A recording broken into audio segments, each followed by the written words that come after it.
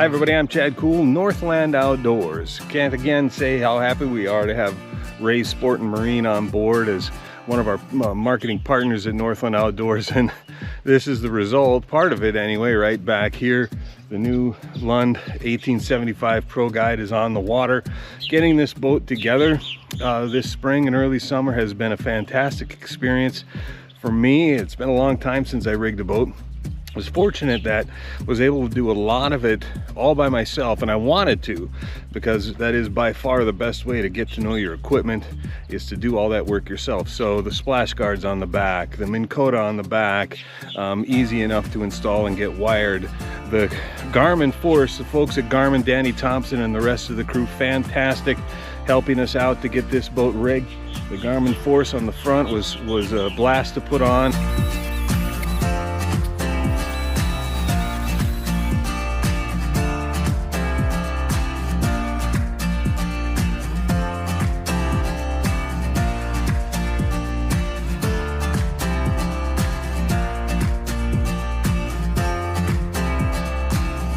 But when it came to the actual Garmin electronics themselves, I knew I was going to want some professional help. So we hooked the boat up and headed south to Northfield, Minnesota, and a good friend of mine, Bill Shimota. All right, so we made it to beautiful Northfield, Minnesota. Good friend Bill Shimota, he's a professional angler, been a great one for a lot of years, and also does a lot of great rigging stuff. And we want to talk a little bit about the importance of getting this rigging right, and it is important, isn't it? And even if you're not a touring pro. No, absolutely. I mean, a boat's always wiggling around and it's in the elements is a big thing too, so you got to do them right, and if you don't, they won't last. So you know, just using a lot of the right hardware and the right electrical connectors and just taking your time, making sure you're using the right stuff, can go a long ways. So now, I mean, this is kind of centered on the whole works roughly, but if you want to shift them, we can shift them. No, I like it back where you had it. I think centered, to be honest with you. Cosmetically, yeah, we're about somewhere in that ballpark. Yep, 3-4 inches either side. Yeah. Yeah, and it's you know, it's from where my chair is. It's right exactly in the middle there too. So okay, let's zip them down. And one of the things that is, you know, that you're big into, obviously, is you own the business Stabil Mounts, and this has been a very popular mount with, I know, your colleagues and so on.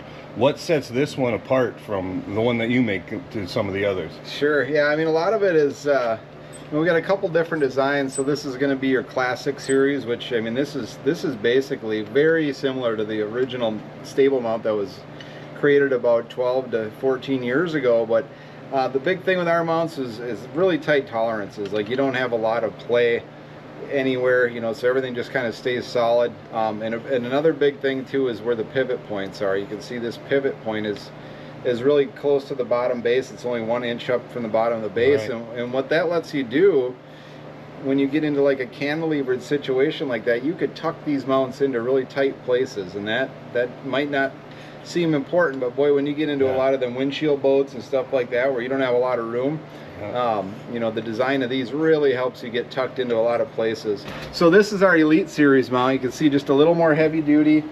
The big difference here, and this is a question we get a lot of times, but the big difference on this guy is going to be your bottom pivot point. So it's up 2 inches from the bottom, so it's still low.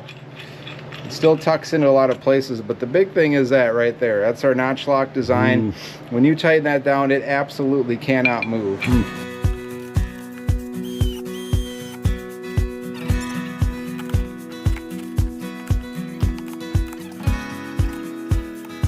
I mean, these hulls are really nice on these Lund boats. They can pretty much go anywhere. So we're gonna go somewhere in this ballpark, and I'm more worried about this side. This side's going to be in the water plenty, so I'm looking at the other side, just making sure, you know, at least half or more of the front of this transducer is going to be below the water line.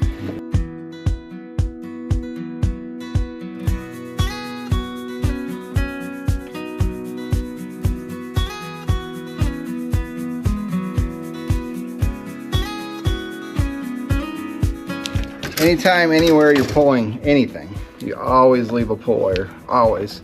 So I just used an extra piece of wire I had laying around in this situation, but Anything you can leave in there, string, you know, rope, fishing line, whatever. I don't recommend fishing line, it's just too thin a diameter. It can cut into any other wires as you're pulling.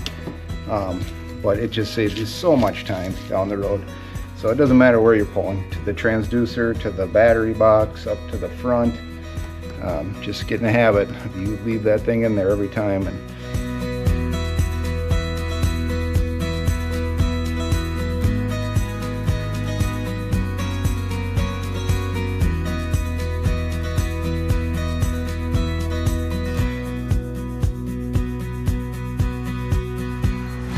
And this customized mount that Billy came up with, this is really awesome. Stabil Mount, added some L brackets to it, and we got both of them. It's mounted on one mount, and that thing is, you can't move it. Awesome.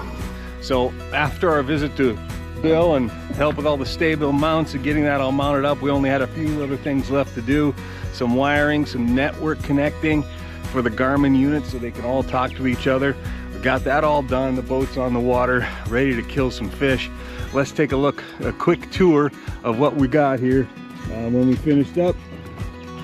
Okay, the two Garmin units, the 93 Echo Maps mounted right here on the console with the Stabil mounts, splash guards on the back, the Minn Kota, Chad's messy pile of rods because you never know what you're going to need. And then up front, the Garmin Force. It's a 57-inch shaft on this one, perfect for the 1875 Pro Guide.